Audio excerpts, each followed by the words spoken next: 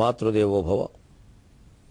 అన్ని ఎరింగిన దానవు కన్నీరెరుగంగలేవే కాదనగలవా. జగన్మాత అన్ని ఎరింగిన దానవు కన్నీరెరుగంగలేవే కాదనగలవా. చిన్ని గరిక ఒక్కటి కన్నీటను తడియుచుండ కనవా వినవా.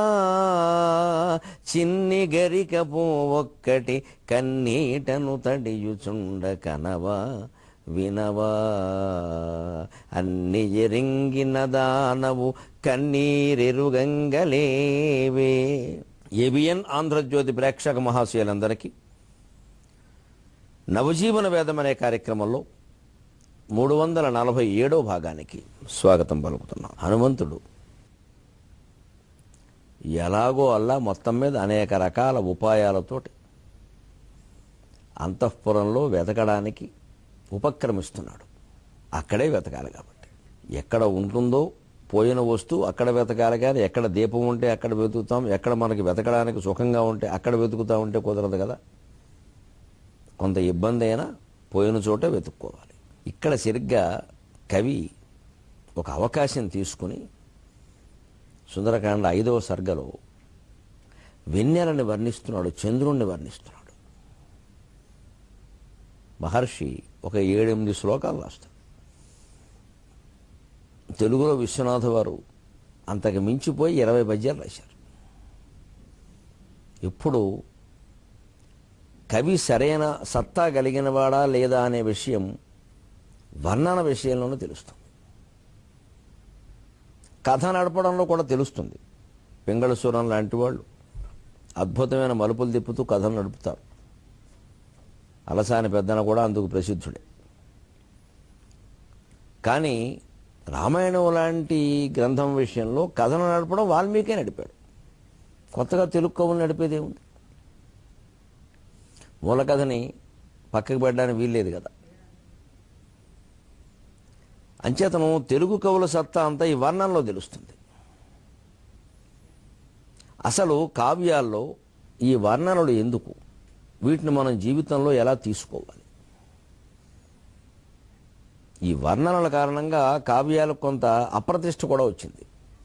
ఇవేవో జీవితానికి సంబంధం లేనివి, ఏవో ఉపరితలంలో ఉంటాయి, ఆకాశంలో విహరిస్తూ ఉంటాయి వీళ్ళ ఊహలన్నీ. కళ్ళు తామర పువ్వులా ఉంటే ఏమిటట, జడ త్రాసుపాములా ఉంటే ఏమిటట, ఇప్పుడు ఎందుకు ఇవన్నీ అని కొంతకాలం పాటు, కొన్ని దశాబ్దాల పాటు విద్యార్థులని ఇంచుమించు వీటికి దూరం కూడా చేశారు. ఇవి పనికిరానివి, పాఠ్యపుస్తకాల్లో కూడా ఉండడానికి వీల్లేదని. కానీ ఎప్పుడు వర్ణన యొక్క ప్రయోజనం ఏమిటంటే కావ్యంలో కానీ జీవితంలో కానీ మనిషి ఊహాశక్తి పెరుగుతుంది. విద్యార్థులకు ఉపయోగం అది, ఊహాశక్తి పెరుగుతుంది. అసలు ఒక విషయాన్ని ఇలా ఊహించచ్చా, చంద్రుడు ఉదయించాడు అంటే ఇందుకోసం ఉదయిస్తాడా, అలా ఊహించచ్చా అని ఒక ఊహాశక్తి పెరుగుతుంది. పిల్లల్లో ముఖ్యంగా చిన్న వయసులో ఆ ఊహాశక్తిని పెంచాలి మనం. అప్పుడు వాళ్ళ మనస్సు అత్యున్నతంగా, అతి నిశితంగా, చాలా లోతుగా ఆలోచించడం మొదలుపెట్టి వాళ్ళ జీవితంలో ఎదురయ్యే అనేక సమస్యలకు ఆ లోతైన ఊహ కారణంగా పరిష్కారాలు కనుక్కుంటారు. ఈ కవిత్వం కోసం, వర్ణన కోసం ఉపయోగించే ఊహాశక్తి పిల్లలకు అలవాటైతే ప్రయోజనం అది.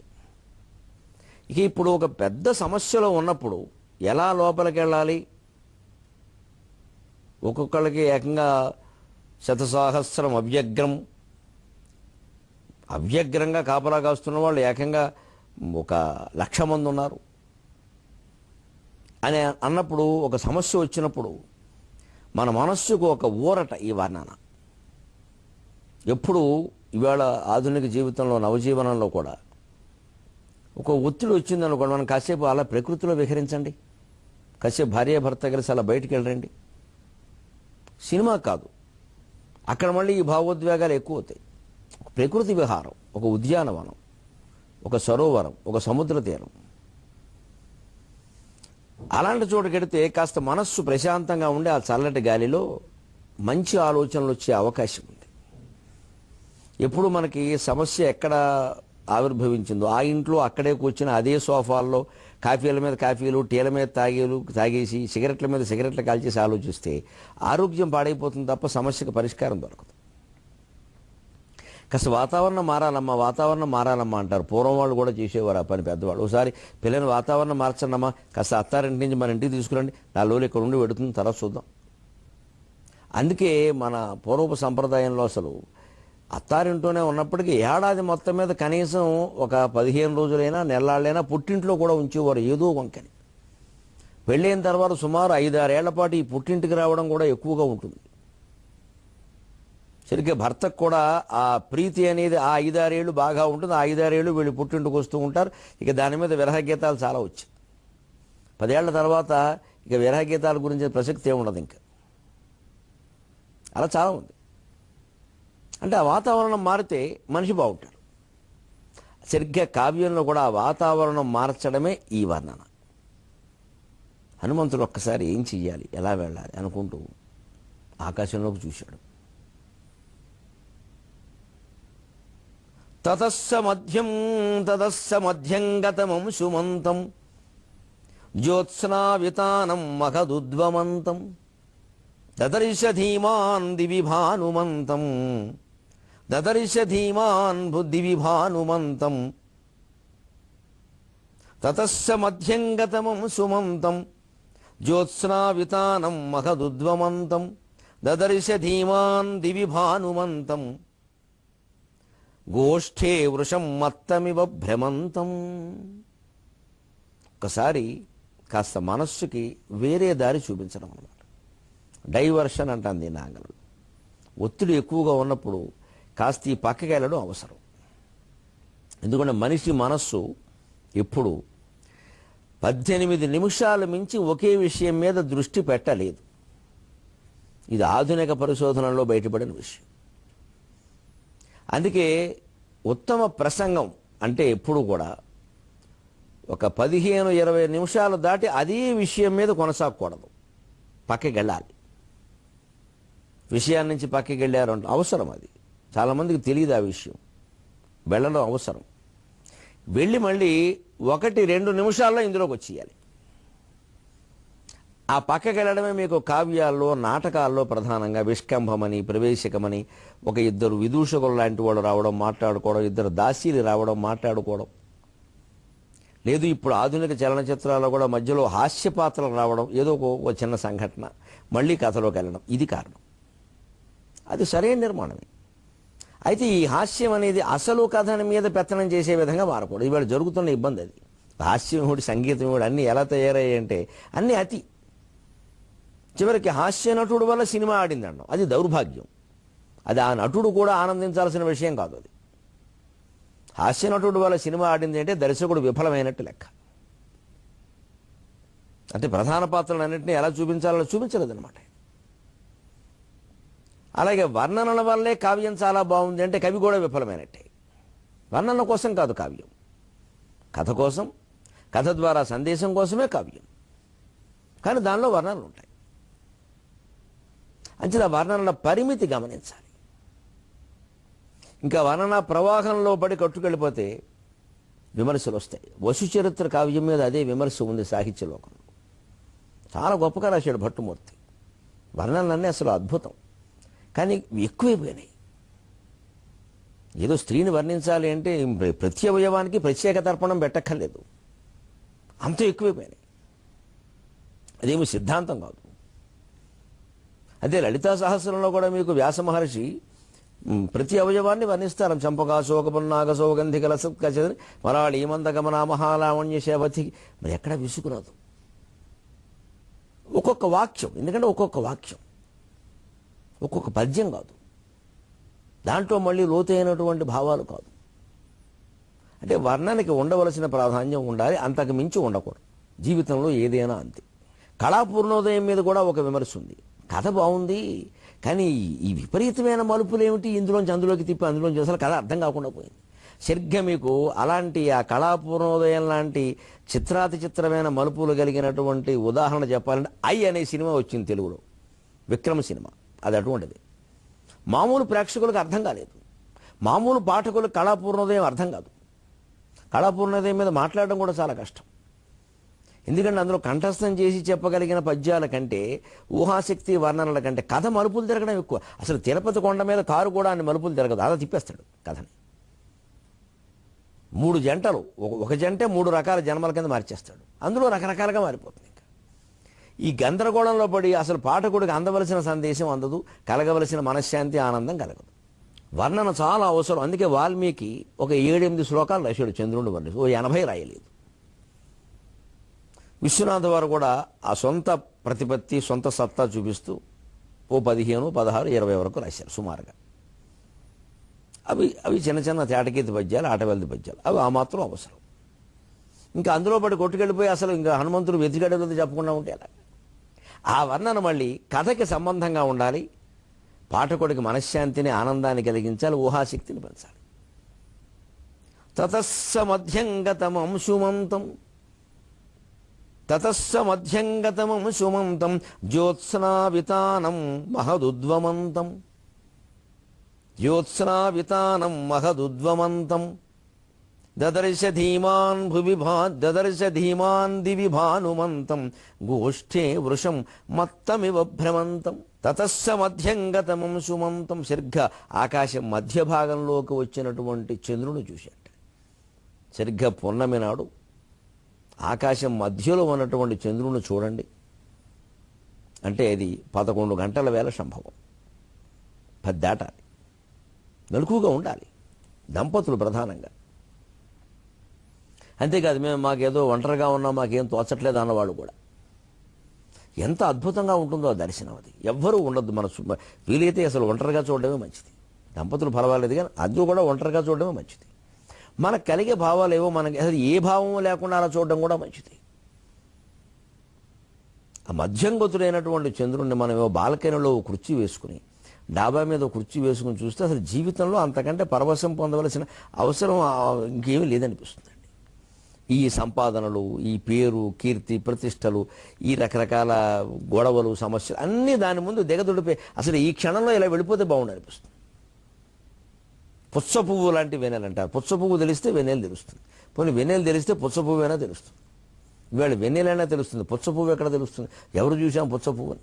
కాయ చూసి కోసుకు తిన్నాం కానీ. చూడాలి, కవులు అలా చూసే వర్ణించారు. పిండ ఆరబోసినట్టు వెన్నెల, పుచ్చ పువ్వు లాంటి వెన్నెల.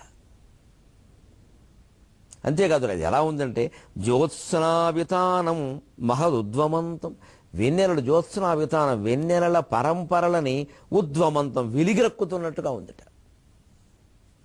వెలిగిరక్కుతున్నట్టే అంటే ముద్ద వెన్నెల, తరిపి వెన్నెల, రకరకాల వెన్నెలల్ని శ్రీనాథుడు కాశీఖండంలో వర్ణిస్తాడు.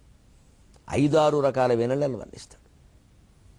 వెన్నెల్లో తేడాలు పురుషుల కంటే ఎక్కువగా స్త్రీలకు తెలుస్తాయి. ఎందుకంటే పాలు, పెరుగు తోడుకోవడంలో రకరకాల పేర్లు పెడతారు వాళ్ళు, ఆ పాలకి పెరుగుకి దాని ఆకారాన్ని బట్టి. ఆ పాలు, పెరుగు తోడుకోవడంలో ఉండే తేడాలు వెన్నెట్లో ఉంటాయి. చాలా తేలిగ్గా తెలుస్తాయి. తరిపి వెన్నెల, తట్టు వెన్నెల, ఇక ముద్ద వెన్నెల, మత్సు వెన్నెల, మత్స వెన్నెల. అది ఒకటి పిండి ఆరబోసినట్టుగా ఉంటుంది, ఒకటి పుచ్చ పువ్వులా ఉంటుంది, ఒకటి సరస్వతీదేవి నవ్వినట్టుగా ఉంటుంది. అలాగనమాట వెన్నెలని వెలిగిరెక్కుతుందట. సరిగ్గా మధ్యంగతుడైనటువంటి చంద్రుడు, ఆకాశం మధ్యలో ఉన్న చంద్రుడు వెన్నెలను అలాగే వెలిగెక్కుతాడు. దదర్శ ధీమాన్ దివి భానుమంతం, ధీమంతుడైనటువంటి హనుమంతుడు దదర్శ చూశాడు. దేన్ని? దివి భానుమంతం, ఆకాశంలో హాయిగా. భానుమంతుడు అనగానే సూర్యుడు అనుకోకల, కిరణములు కలిగినవాడు అని అర్థం. భానవో భానవీయాహ అంటారు కావ్యాలు. భానవ భానవీయాహ, సూర్యునికి సంబంధించిన కిరణములు అని చెప్పడానికి. అంచేత భానుడు అంటే సూర్యుడు అని అర్థం ఉంది. ఎందుకంటే కాంతి కలిగిన వాడు. అంచేత భానుమంతం ప్రకాశిస్తున్నవాడు, కాంతి కలిగిన వాడు చంద్రుడు కూడా అవుతాడు. అయితే భానుడు అనే పేరు సూర్యుడికి స్థిరపడింది. ఎందుకంటే ఆయన కాంతి వల్ల ఈయన ప్రకాశిస్తున్నాడు కానీ ఈయన సొంతంగా ప్రకాశించట్లేదు. అందుకే ఈయన ఊరికే ఎప్పుడైనా భానుమంతం అన్నా నిజానికి భానువు అంటే సూర్యుడే. మళ్ళీ స్వర్భానువు అంటే రాహు, అది వేరు. దదర్శ ధీమాన్ దివి భానుమంతం. ఇప్పుడు చెబుతున్నారు హనుమంతుడు ఎలా విహరిస్తున్నాడో అలాగే ఉన్నట్ట. గోష్ఠే వృషం మత్తమివ భ్రమంతం, గోశాలలో మత్తెక్కి అటు ఇటు నాకు అడ్డెవరు అని సంచరిస్తున్నటువంటి గోష్ఠే వృషం ఆబోతులా ఉన్నట్ట. గోష్ఠే వృషం ఎందుకంటే ఈ ఆబోతు కలిస్తే బాగుండని ప్రతి ఆవు ఆలోచిస్తూ ఉంటుంది. ఈ ఆబోతు ఎంచుకోవడమే పని దీనికి. తెల్లగా ఉంటుంది ఆబోతు, శివుడు వాహనం కదా నందీశ్వరుడు. అలాగే ఇక్కడ ఇక హనుమంతుడికి స్వేచ్ఛా విహారం చేసే అవకాశం దొరికిందా అన్నట్టుగా ఒక భావన. ఇంకా దొరికిందని చెప్పలేం, ఆయన స్థితిలో లేడు. అంటే ఒక సూచన, కంగారు పడకు హనుమాన్, అంతఃపురంలోకి ఎలా వెళ్ళాలి, ఈ భటుల్ని ఎలా ఎదిరించాలి ఏమిటని ఆలోచిస్తున్నాడు. లంకిని గుండెలు అదరగొట్టావు, ఎలా కొట్టావు, అలాగే దారి దొరుకుతుంది. మనం గోష్ఠే వృషంలా ఉండగలిగితే మొత్తం భ్రమంతానికి అవకాశం దొరుకుతుంది, ఏం పర్వాలేదు. అంత తడిపి వెన్నెలని ఆ ధావళ్యాన్ని మనం చూసి తీరాలి. ఒక 7-8 శ్లోకాల్లో ఇక్కడ అద్భుతంగా వాల్మీకి చెబుతాడు. మనం కనీసం 4 శ్లోకాలు చెప్పుకుందాం. ఆయన రాసిన దాంట్లో సగం పైన సగం చెబుతాం. ఎందుకంటే ఈ వర్ణనలు వదిలిపెడితే నేను స్వయంగా కవిని, సాగర ఘోష, ఇతరత్ర కావ్యాలు, బాష్పగుచ్చలు లాంటి కవితా సంపుట్లు రాసిన వాళ్ళం, అవధానాల్లో 3 పద్యాలు చెబుతున్న వాళ్ళం. ఎలా వదిలిపెడతాం? చదువుకున్న దాంట్లో మంచిదో చెప్పాలనిపిస్తుంది. అంచేతనం తతస్సమధ్యంగతమం సుమంతం జ్యోత్స్నావితానం మహదుద్వమంతం దదర్శ ధీమాన్ దివి భానుమంతం గోష్ఠే వృషం మత్తమివ భ్రమంతం. గోశాలలో మత్తెక్కి అటు ఇటు నాకు అడ్డెబురు అన్నట్టుగా సంచరిస్తున్న వృషభంలాగా తెల్లగా ప్రకాశిస్తున్నాడు చంద్రుడు అన్నాడు. ఒక ధైర్యాన్ని కలిగించేటువంటి వర్ణన. సరిగ్గా కావ్యాల్లో, మీరు మంచి కావ్యాల్లో ఈ వర్ణనలు ఎక్కడొచ్చాయో కూడా చూస్తే ఒక మంచి ఉత్కంఠాభరితమైన స్థితిలో ఉన్నప్పుడు, లేదు నాయిక కానీ నాయకుడు కానీ ఒక దుఃఖంలో ఉన్నప్పుడే వస్తాయి సాధారణంగా. బాగా సంతోషంలో ఉన్నప్పుడు కూడా రావచ్చు. ఇప్పుడు నిజంగా ఇక్కడ నాయకుడు హనుమంతుడు, ఆయన ఒక ఆలోచనలో పడ్డాడు. దుఃఖం కాదుగా, ఆలోచనలో, దుఃఖం కోసమేగా దుఃఖపడుతూనేగా బయలుదేరాడు పాపం. అనేక అనుమానాలు, ఉద్వేగాలు ఉంటాయి, సహజం. వాటికి ఒక విరామం లాంటిది. మనం ఏదో టీవీ కార్యక్రమంలో ఒక్క క్షణం విరామం అన్నట్టుగా ఆ విరామమే ఈ వర్ణన. దీన్ని విశ్వనాథ్ వారు ఎంత చక్కగా, అసలు వాల్మీకి ఊహని ఒక్కదాన్ని కూడా ఆయన అనువాదం చేయకుండా 20 రకాలుగా చంద్రుడిని వర్ణించారండి. ఇది తిరుక్కవులు గొప్పతనం. బహుళ రాజనీతి పరముండు రాముండు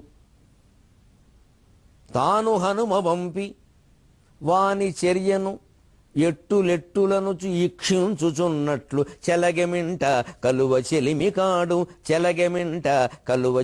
కాడు. ఇక్కడ విశ్వనాథ శతక సంప్రదాయాన్ని పాటించారు. ఈ 20 పద్యాలకి కూడా చెలగెమింట కలువ చెలిమి కాడు. కొంచెం తేటగీత రాస్తే కొద్దిగా మార్చారు. చెలగెమింట కలువ చెలిమి కాడు అనేది మకుటం. ఆ మకుటంతో సుమారుగా 20 పద్యాలు రాశారు విశ్వనాథ. చెలగెమింట కలువ చెలిమి కాడు బహుళ రాజనీతి పరముండు రాముండు తాను హనుమ బంపి వాని చర్యలు ఎట్టులెట్టులను ఈక్షించుచున్నట్లు చెలగెమింట కలువ చెలిమి కాడు. చెలగెమింట కలువలకి చెలిమికాడు స్నేహితుడైనటువంటి చంద్రుడు మింటం చెలగే ఆకాశంలో విజృంభిస్తున్నాడు. చెలగే అంటే తిరిగిపోతున్నాడు అంటాం, విజృంభించడమే. ఈ మొకటమయానికి నన్నయ ఇంతే. ఆదిశేషుడిని వర్ణించినప్పుడు కర్కోటకుణ్ణి, వాసుకుని వరుసగా నాగజాతి రాజుల మీద పద్యాలు రాసినప్పుడు ఇంచుమించు ఒకే భావం. చివరిలో ప్రసన్నుడయ్యడు మాకు ప్రసన్నుడయ్యడు అని మొకటం వచ్చే విధంగా రాస్తాడు. శతక సంప్రదాయాన్ని కూడా నన్నయ్య ఒక పునాది వేశాడు అంట. సరే, విశ్వనాథ్ వారి కాలం నాటికి అప్పటికే చాలా శతకాలు ఉన్నాయి కాబట్టి ఆయన సరదాగా ఇక్కడ మొత్తం 20 పద్యాలకి చెలగేమింట కలువ చెలిమి కాడు అని 20 ఓ పక్క చక్కగా అర్థంతో సహా రాసి పెంచుకుని చదువుకోవచ్చు ఆనందంగా. వెన్నెట్లో కూర్చుని దంపతులు ఇద్దరు పాడుకుంటే ఇంతకంటే ఆనందం లేదు.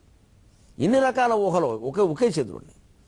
ఎందుకంటే రామచంద్రుడు అని ఒక నాడుకుంది కదని విచిత్రం అండి. కృష్ణచంద్రుడు అనే మాటలేదు. మరి ఏ మత్స్యావతారం, కూర్మావతారం, వామనావతారం ఎవరికి ఈ చంద్ర శబ్దం చేర్చలేదు, రాముడికే చేర్చారు. ఎందుకంటే పరిపాలన చేసేవాడు ఎప్పుడూ చంద్రుల్లా ఉండాలి. ప్రజలకి పేరులో చంద్రుడు ఉంటే సరిపోదు, అతని పాలనే చంద్రోదయంలా ఉండాలి. అందుకని పరిపాలకుడు అవతారాల్లో పరిపాలన చేసిన అవతారం ఏది? వామనావతారం, నృసింహావతారం, పరశురామావతారం, కృష్ణావతారం కూడా పరిపాలన చేయలేదు. రామావతారం ఒక్కటే పరిపాలన చేసింది. అందుకే రామచంద్రుడు నిజంగా చంద్రుడేనండి. ఊరికే అంటారేమిటి? మరి రాముడే చంద్రుడి రూపంలో వచ్చాడు. ఎందుకు? బహుళ రాజనీతి పరముండు రాముండు. అది ఆ రాజనీతి పరముడు అని వాడడంలో ఉంది. రాజనీతి బాగా తెలిసిన వాడు దూతని పంపి ఊరుకోడు. ఎంత సమర్థుడిని పంపినా సరే తాను కూడా అతని చర్యల మీద ఓ కన్ను వేస్తాడు. లేదా ఒక్కోసారి దూతలు మోసం చేసే అవకాశం ఉంది. అంతేకాదు, మోసం చేయకపోవచ్చు, అవివేకం వల్ల పని చెడిపోయే అవకాశాలు ఉన్నాయి. ఈయన ఎక్కువ మాట్లాడడం వల్ల కొంత దెబ్బతింటుంది. కొంతమంది దూతలు హనుమంతుళ్ళ ఎందుకుంటారు, శ్రీకృష్ణుళ్ళ ఎందుకుంటారు, నాయకుల్ని మించి మాట్లాడతారు. ఆ మాటకు వస్తే శ్రీకృష్ణుడు పాండవులు చెప్పిన దానికంటే ఎక్కువే మాట్లాడాడు. సరే, అది ద్వాపరయుగం, అలా మాట్లాడడం అవసరం. ఇది త్రేతాయుగం. తేడా ఉంది. కలియుగంలో సరే ఇక అసలు నాయకుడిని పక్కనట్టు దూత నిర్ణయాలు తీసుకోవాల్సిన పరిస్థితి వస్తుంది. ఏం చేస్తాం, ఎదుర్కోవాలి. అందుకని మొత్తం మీద నాయకుడైన వాడు తన పని చెడిపోకుండా తానే చూసుకోవాలి. ఎందుకంటే చివరికి పని దెబ్బతింటే నాయకుడినే అంటారు. సరైన వాడిని పెట్టుకోవాలండి, ఆ మాత్రం చూసుకోకపోతే ఎలాగా, అడ్డమైన వాళ్ళని పంపిస్తారా అంటాడు. ఒకవేళ దూత వెళ్ళిన వాడు బాగా చేసుకుని వచ్చినా ఆయన అలాంటి వాడిని ఎంచుకున్నాడంటే మరి ఆయన చూడండి, అప్పుడు కూడా నాయకుడికే. అలాంటి వాడిని ఎంచుకున్నాడంటే మరి అది అంటారు. అది కూడా మన దగ్గర ఎప్పుడు ఆ నాయకుడిని కీర్తించడం అనేది బాగా అలవాటు. ఏదైనా దెబ్బతింటే మొదటిసారి ఊరుకుంటారు, రెండోసారి కూడా దెబ్బతినగానే ఇక వాడిని ఐరన్ లెగ్, అంతే అయిపోయింది, శనిగాడు తీసేయి, వాడు అనుకున్నదంతే అంతే. వాడు ఎంత మంచిగా చేసినా సరే వాడి మీద ఓ నమ్మకాన్ని పెంచేస్తారు. దురదృష్టాన్ని అదృష్టాన్ని మామూలుగా యాదృచ్ఛికంగా జరిగే ఘట్టాలని, తుఫాన్లు, వరదలు, అనేక రకాల రోడ్డు ప్రమాదాలు లాంటి వాటిని మామూలుగా తీసుకోవడం మనకి చేత కాదు. ప్రతిదానికి వెనకాల నమ్మకాలు అంటకట్టడం బాగా అలవాటు. ఈ నమ్మకాలు అంటకట్టడమే మానేయాలి. వాస్తు పేరు మీద, జ్యోతిష్యం పేరు మీద, రకరకాల పిచ్చి నమ్మకాల పేరు మీద వీటిని అంటకట్టకూడదండి. జరిగిన సంఘటన, ఇంట్లో ఎవరికైనా అనారోగ్యం వచ్చింది, పోయారు, తీవ్ర అనారోగ్యం, అందరం ప్రయత్నం చేస్తాం బతికించుకుందుకు, బతకలేదు, పోయాడు, అంతే, వాడికి ఆయుర్దాయం తీరిపోయింది. దాని వెనకాల నమ్మకాలు అంటకట్టకూడదు. ఇంకా ఇల్లు కట్టిన వేళ, మనం మారిన వేళ, లేదా ముహూర్తం పెట్టిన వేళ, ఇలాంటి మాటలు మాట్లాడకూడదు. దానికి సంబంధం లేదు. ఇల్లు కట్టడానికి సంబంధించిన ముహూర్తాల్లో తేడాలుంటే మనుషుల్ని చంపేయండి బాబు, వాస్తు శాస్త్రాలు అంత ఘోరాలుగా ఉండవు ఫలితాలు. అది కాస్త అర్థం చేసుకోవాలి. కానీ వీటిని మనం ఎందుకు మనం కిట్టని వాళ్ళని ఏదో ఒకటి అనాలి, మనం ఎప్పుడు అంటూ ఉండాలి. అందుకోసం దీన్ని ఒక సాధనంగా వినియోగించుకుంటాం. ఈ కుళ్ళు బుద్ధి ముందు మారాలి. అంటే ఏమన్నా నాయకుడిని అంటారు కాబట్టి, రాజనీతి బాగా తెలిసిన రాముడు లాంటి నాయకుడు అసలు మనవాడు ఏం చేస్తున్నాడు, ఏమిటి, ఎలా, ఏమి ఇబ్బంది పడుతున్నాడు, అవసరమైతే ఏదైనా సాయం చేయాలి కదా. ఎందుకంటే మరి అతనికి తెలియని ప్రాంతం, ఎప్పుడూ వెళ్ళలేదు, వెళ్ళినవాడేమో మానవుడు కాదు, వానరాకారం. సరే, అతని శక్తియుక్తులు ఏవో ఉండొచ్చు, ఇంతవరకు మనకి స్పష్టంగా తెలియదు. ఏదో మంచి మిత్రుడు, లేకపోతే సేవకుడు, స్నేహితుడు, ఈ మాటలు తప్పితే మనకు తెలియదు. మరి అవసరమైతే ఏదైనా సాయం అవసరమేమో చూసుకోకపోతే ఎలాగాని, రామచంద్రుడు కాబట్టి బహుళ రాజనీతి పరముండు రాముండు తాను హనుమంతుడిని ఇక్కడికి పంపించి వాని చర్యలు ఎట్టులెట్టులనుచు ఈక్షించుచున్నట్లు ఎలా ఉన్నాయి అసలు ఏమైనా సాయం అవసరమా మనవాడికి? మంచివాడు, చాలా సమర్థుడు, కానీ ఏమైనా దెబ్బతింటాడేమో. ఎందుకంటే మరి 1,00,000 మంది అంతఃపురంలోనే భటులు ఉంటే, ఇక రావణాసురుడు కొలువుదీరు ఉన్నప్పుడు ఎంతమంది ఉంటారు? వాడి చేతి మీద లేదా ఒంటి మీద ఎన్ని వెంట్రుకలు ఉన్నాయో బహుశా అంతమంది భటులు ఉంటారు. ఎందుకంటే ప్రతి వెంట్రుక వణుకుతోంది ఇప్పుడు సీతాదేవి కారణంగా. ఆవిడ అక్కడ శూశుభ వృక్షం కింద కూర్చుని వీడి అణువు వణికేలా చేస్తోంది. శీలం అంటే అర్థం అదండి. అతనికి వర్ధి కుంజయగు అగ్నిజలంబగు మేరు శైలమంచిత శలలైల నుండు మదసింహము జింక తెరంగుదాల్చు కోపిత పని పూలదండయగు భీష్మ వశంబు విషంబు సుధారసంబగున్ క్షితిజన సమ్మతంబగు సుశీలమదెవ్వనియందు శోభిలున్. మనం ప్రపంచాన్ని జయించాలంటే శీల సంపద ముఖ్యమండి. ముందు మన ప్రవర్తనలో ఎవడు వంక పెట్టేట్లా ఉండకుండా ఉంటే ప్రపంచం మనకు పాదాక్రాంతం అయిపోయినట్టే. ఏ బలహీనత ఉండడానికి వీలేదు, ఏ చాపల్యం ఉండడానికి వీలేదు. ఎవరి ప్రభావాలు, డబ్బు కానీ, స్త్రీ వ్యామోహం కానీ, పురుష వ్యామోహం కానీ, పదవీ వ్యామోహం, పీఠం ఏది మన మీద పనిచేయకూడదు. అప్పుడు ప్రపంచాన్ని మనం జయించినట్టే. అంతఃశత్రువులను జయిస్తే తప్ప బహిశత్రువులను మనం జయించలేం. సీతాదేవి ఆ అంతఃశత్రువులను జయించిన మహాసాధ్వి. ఆవిడ శీలం అటు ఉండదు, ఆ సంపద అటు ఉంటుంది. రావణాసురుడు వణికిపోతున్నాడు, ప్రతి రోమం వణికిపోతుంది. అందుకే ఇంతమంది భటులను పెట్టుకున్నాడు. పైగా ఈ మొదటి వ్యవహారం కాదుగా, చాలా ఉన్నాయి. అందుకే మరి వాళ్ళందరూ ఎవరు దాడి చేస్తారో సమయాన్ని చూసుకుని, రాముడికి తోడుగా వాళ్ళు వస్తున్నారేమో, ఒక్కసారే 25 మంది వాళ్ళ సైన్యాలతో సహా. అర్ధరాత్రి వస్తారేమో, అపరాత్రి వస్తారేమో, అంతఃపురం మీద దాడి చేస్తారేమో, ఉద్యానవనం మీద దాడి చేస్తారేమో. ఈ భయం, తప్పు చేసిన వాడికి ఈ భయాలన్నీ ఉంటూనే ఉంటాయి. అందుకే జీవితంలో కామ, క్రోధ, లోభ, మోహ, మద, మాత్సర్యాల కారణంగా ఈ తప్పు చేసేటువంటి పరిస్థితి మనం తెచ్చుకోకూడదు. అదే సుందరకాండ సారాంశం. తెచ్చుకుంటే రావణాసురులాగా వణకవలసిందే, సీతాదేవిలాగా ధైర్యంగా ఉండే అవకాశం కానీ, హనుమంతుడిలాగా పరమధైర్యంగా ముందుకు దూసుకెళ్లే అవకాశాలు కానీ మనకు ఉండవు. మనం చేసిన తప్పుల వల్లే మనం దొరికిపోతాం పూర్తిగా. ఇక దొరికాక ఎన్ని చెప్పినా ఒకటే. అందుకని అలా పంపాడేమో అన్నట్టుగా చెల్లగేమింట కలువ చెలిమి కాడు, ఎలా ఉన్నాడో చూద్దాం అని ఒక్కసారి రామచంద్రుడు పంపి పైన చూస్తున్నాడేమో, చూడ్డానికి పైన పర్యవేక్షణ. మన వాడికి ఏమైనా సాయం చేయాలా, ఏమైనా ఇబ్బంది పడతా అదొకటి. రెండోది చూడగానే చంద్రుల్లో రామచంద్రుడు కనపడ్డాడు అనుకోండి, హనుమంతుని యొక్క తపస్సు కారణంగా నా స్వామి నా వెనకాల ఉన్నాడు, పైన ఉన్నాడు, అంతటా ఉన్నాడు, చంద్రకాంతి లేనిది ఎక్కడెక్కడ, కాబట్టి నేను ధైర్యంగా నా పని నేను చేసుకోవచ్చు. మనకు చూడండి, భక్తి ఉన్నవాళ్ళకి భగవద్ రక్షణ ఉంది అని ఒక నమ్మకం ఏర్పడితే జీవితంలో ఏ పనైనా సరే హాయిగా చేసేసుకుంటాం. అన్నిటికీ దేవుడు ఉన్నాడమ్మా, మొన్న ఏం జరిగింది అనుకున్నావు, ఎంత ఆపద, దేవుడు కాపాడపోతే ఎవడు కాపాడాడు అని చేతను ఏదో అదృష్టం అమ్మ మన్నే అమ్మవారు కాపాడుతుందమ్మా. ఆ ధైర్యం మనకు మనస్సులో ఉందనుకోండి, ఏ పనైనా హాయిగా చేసేస్తాం. అదిగో అటువంటి ధైర్యాన్ని కలిగిస్తుంది సుందరకాండ. ఈ వర్ణనల ద్వారా కూడా మనం అటువంటి ఆనందాన్ని, పారవశ్యాన్ని, ధైర్యాన్ని, రక్షణని పొందుదాం. మళ్ళీ 23:30 గంటల్లో కలుద్దాం. అంతవరకు తెలుగులో మాట్లాడదాం.